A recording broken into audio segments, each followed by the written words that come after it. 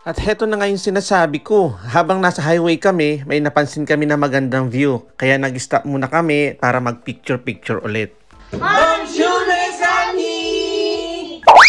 Bali pumarada muna kami sa gilid-gilid para lang makapag-picture. Ayan. Balik mapali. Diyos ko gang magbalisosolo. Importante makapag-picture lang na ito.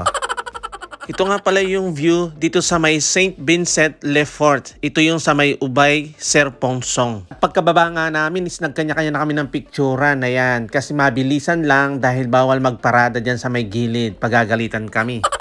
Mabilisan lang kasi yung pagpipicture dito. Kasi after namin, may mga magpaparada din dito para magpa-picture. Kaya palitan lang ng pwesto. Kaya hindi kami pwedeng magtagal dito dahil magagalit yung mga kasunod namin. Diyos ko, kaya man may karakal picture, mamusina na laman, nagka nala. Ayan, naido. Buti na lang may karakal kong selfie mi. Diyos ko. Kasanting na pa mo yung view. Gusto sana namin magstay pa ng 3 oras. Charos. Ay, para mo. Lobat ko ay. Ito nga pala yung view ng Lac Serpongsong. Ayan, kasantin.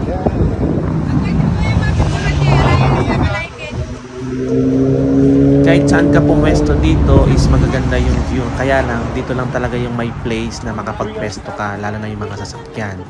Kasi yung mga walang masyadong parkingan dito. Kaya dito ka na lang sa gilid at dito lang talaga makakapag-picture.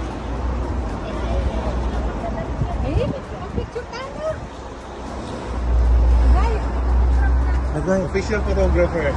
Tama pala, sponsoran yung camera itong high.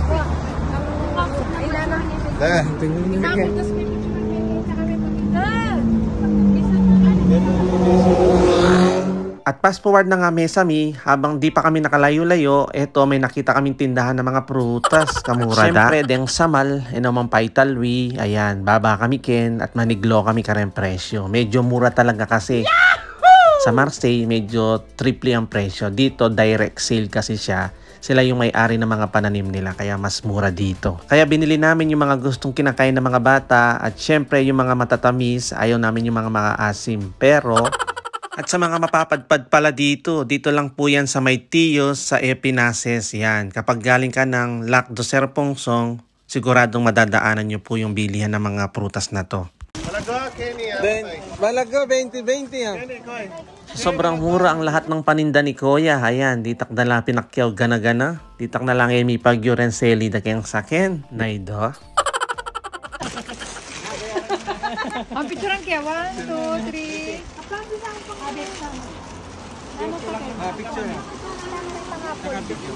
Yung magandang kunin mo, wag yung may sira na.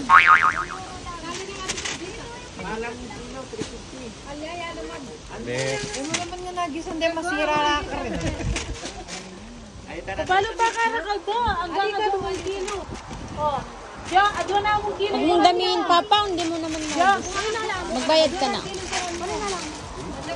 O takay kayo sa kilo kilo kami. Pagkat lang masisira. Karimla, hindi naman nakayo. Karimla dito? Ay, may bumabasa mo iinit na din. Lima tayo. Uy, dati mo na ba? Dito tayo.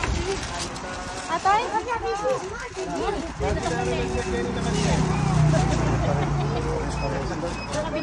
Jo, antayin kain mo. Jo. Jo, antayin na. Mamayad na kayo. Dati kang pwede. Ay, nilanan nga ito. Mapupukuha na ako doon. Kasi kinakain ko pala naman eh. Masarap pa. Mas masarap pa yun kasi mas fresh ka. Hindi ko pati na Tingin mo yung bag ko doon. Hoy, question kaya kayo. Bisa kayo mag-picture ka rin. Bisa kayo mag-picture ka rin. Habang makapating na. Magpapapicture sana kami sa mga pananim pa ni Kuya. Kaya lang sobrang lakas ng hangin. Tinabad na kami pumunta dun sa may bukid niya. Thank you for watching. Again to Ciao.